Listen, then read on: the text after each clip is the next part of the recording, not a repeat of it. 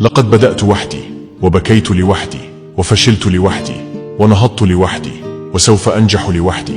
كل يوم في حياتي أحاول إيجاد طريقة مختلفة للتحسن. أكبر مخاوفي هو أن أصبح متقبلا تماما لفكرة أن أكون وحيدا لبقية حياتي. أفتخر بقلبي الذي تحطم وسحق وكسر، ورغم هذا كله لا يزال يعمل. لم أكره أحدا في حياتي. أنا ببساطة استبعدت من حياتي أولئك الذين خيبوا أملي. لا أمحو شيئا من حياتي، فكل شيء حتى ولو كان صغيرا جعلني ما أنا عليه الآن. لقد علمتني الأشياء الجميلة أن أحب الحياة وأن أحتضن كل لحظة فيها. تعلمت أن الفشل ليس نهاية الطريق، بل هو جزء من الرحلة، لأنني أؤمن أن القوة الحقيقية تأتي من الداخل ومن القدرة على النهوض بعد كل سقوط. مرت علي أيام تمنيت أن يقف بجانبي أي أحد، حتى ولو من باب المجاملة.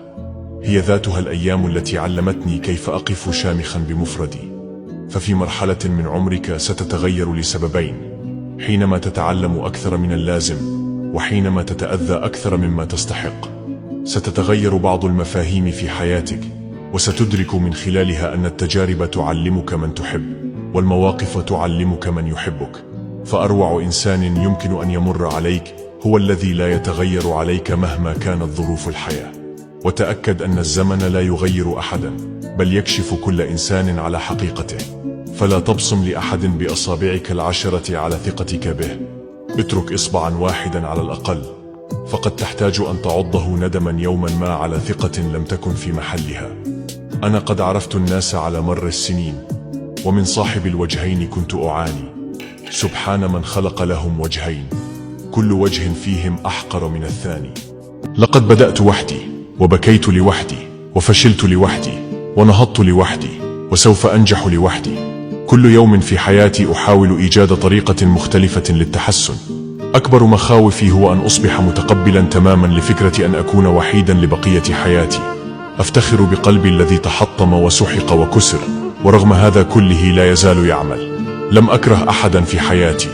أنا ببساطة استبعدت من حياتي أولئك الذين خيبوا أملي. لا أمحو شيئا من حياتي، فكل شيء حتى ولو كان صغيرا جعلني ما أنا عليه الآن. لقد علمتني الأشياء الجميلة أن أحب الحياة وأن أحتضن كل لحظة فيها. تعلمت أن الفشل ليس نهاية الطريق، بل هو جزء من الرحلة، لأنني أؤمن أن القوة الحقيقية تأتي من الداخل ومن القدرة على النهوض بعد كل سقوط. مرت علي أيام تمنيت أن يقف بجانبي أي أحد، حتى ولو من باب المجاملة. هي ذاتها الأيام التي علمتني كيف أقف شامخا بمفردي. ففي مرحلة من عمرك ستتغير لسببين: حينما تتعلم أكثر من اللازم، وحينما تتأذى أكثر مما تستحق. ستتغير بعض المفاهيم في حياتك، وستدرك من خلالها أن التجارب تعلمك من تحب، والمواقف تعلمك من يحبك. فأروع إنسان يمكن أن يمر عليك هو الذي لا يتغير عليك مهما كانت ظروف الحياة. وتأكد أن الزمن لا يغير أحدا، بل يكشف كل إنسان على حقيقته. فلا تبصم لأحد بأصابعك العشرة على ثقتك به.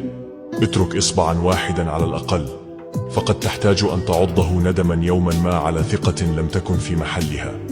أنا قد عرفت الناس على مر السنين، ومن صاحب الوجهين كنت أعاني. سبحان من خلق لهم وجهين، كل وجه فيهم أحقر من الثاني. لقد بدأت وحدي، وبكيت لوحدي، وفشلت لوحدي، ونهضت لوحدي، وسوف أنجح لوحدي. كل يوم في حياتي أحاول إيجاد طريقة مختلفة للتحسن. أكبر مخاوفي هو أن أصبح متقبلا تماما لفكرة أن أكون وحيدا لبقية حياتي. أفتخر بقلبي الذي تحطم وسحق وكسر، ورغم هذا كله لا يزال يعمل. لم أكره أحدا في حياتي. أنا ببساطة استبعدت من حياتي أولئك الذين خيبوا أملي. لا أمحو شيئا من حياتي، فكل شيء حتى ولو كان صغيرا جعلني ما أنا عليه الآن. لقد علمتني الأشياء الجميلة أن أحب الحياة وأن أحتضن كل لحظة فيها. تعلمت أن الفشل ليس نهاية الطريق، بل هو جزء من الرحلة، لأنني أؤمن أن القوة الحقيقية تأتي من الداخل ومن القدرة على النهوض بعد كل سقوط. مرت علي أيام تمنيت أن يقف بجانبي أي أحد، حتى ولو من باب المجاملة. هي ذاتها الأيام التي علمتني كيف أقف شامخا بمفردي. ففي مرحلة من عمرك ستتغير لسببين: حينما تتعلم أكثر من اللازم، وحينما تتأذى أكثر مما تستحق.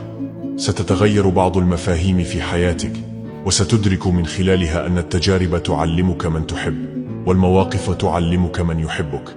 فأروع إنسان يمكن أن يمر عليك هو الذي لا يتغير عليك مهما كانت ظروف الحياة.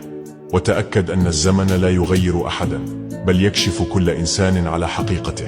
فلا تبصم لأحد بأصابعك العشرة على ثقتك به. اترك إصبعا واحدا على الأقل، فقد تحتاج أن تعضه ندما يوما ما على ثقة لم تكن في محلها. أنا قد عرفت الناس على مر السنين، ومن صاحب الوجهين كنت أعاني.